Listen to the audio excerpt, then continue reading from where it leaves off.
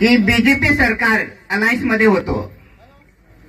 कुठं अलायन्स मध्ये होतो तिथं का राहिलो नाही तर त्यांचे तत्व ध्येय धोरणे मला आवडलेली नाहीत, म्हणून मी काँग्रेस पक्षामध्ये आलेलो आहे. काँग्रेस पक्ष हा तळागाळातील लोकांना घेऊन चालणारा असा हा पक्ष आहे. याच काँग्रेस पक्षाने संविधान तयार केलेलं आहे. त्या संविधानात 395 कलमे आहेत आणि 9 परिशिष्टे आहेत. त्यात अनुसूचित 6 मध्ये आदिवासींना हक्क दिलेले आहेत आणि हे हक्क हिरावून घेण्यासाठी बीजेपी सरकार 2013 पासून प्रयत्न करीत आहे. त्यांनी सांगितलं की अब के बार 400 पार आणि ते खरं ठरलेलं होतं. पण तुमचे आभार मानतो मी की तुम्ही 400 पास होऊ दिलं का? फक्त 240 वर येऊ दिलेले आहेत. तोच मोदी काय सांगायचा, एक अकेला सबको भारी है. आता बोलतो का? अमित शहा किती बोलायचा?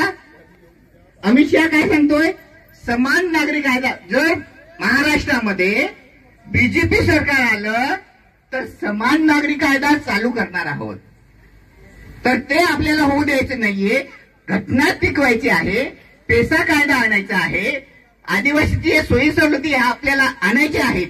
म्हणून येणाऱ्या निवडणुकीमध्ये आता जी निवडणूक सुरू आहे, अधिकृत उमेदवार जो आहे आपला शिरीषदादा नाईक यांना प्रचंड मतांनी विजयी करा, हीच माझी विनंती आहे. दुसरी गोष्ट की तुम्हाला आमदार कसा पाहिजे? हात जोडणारा पाहिजे का कालटाट करणारा पाहिजे? सांगा तुम्ही. तो स्वतः सांगतो तो आपण मतदान करणार आहात, मतदान तुम्ही करणार आहात, आणि तो सांगतो आपो आमदार आहे आमदार विकीयो. तुम्ही मतदान करणार तेव्हा होणार की नाही? म्हणून मतदान करताना विचार करा, कालटाट करणारा आपला उमेदवार पाहिजे का हात जोडणारा? म्हणून ठरवून घ्यायचं सगळ्यांनी.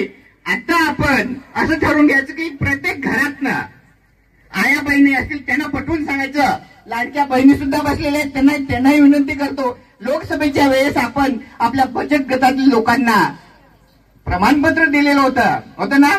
कोणाच्या खात्यावर 10,000 टाकू, कोणाच्या खात्यावर 25,000 टाकू, कोणाच्या खात्यावर 1,00,000 टाकू. टाकलेत का? आलेत का? सांगा तुम्ही. हे सर्व खोटं आहे.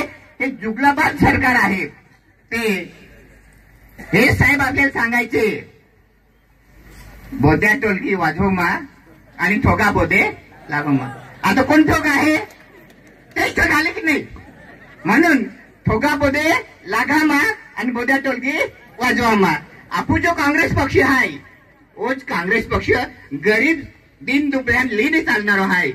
शिरीष दादा मी शब्द देतलो की दादा तुमच्यासाठी मी शब्द देतो की तुम्हाला मदत करेन, आणि ती मदत चालू ठेवलेली आहे. तसं तुम्ही ठरवायचं की दादांना प्रचंड मतांनी विजय करायचा आहे.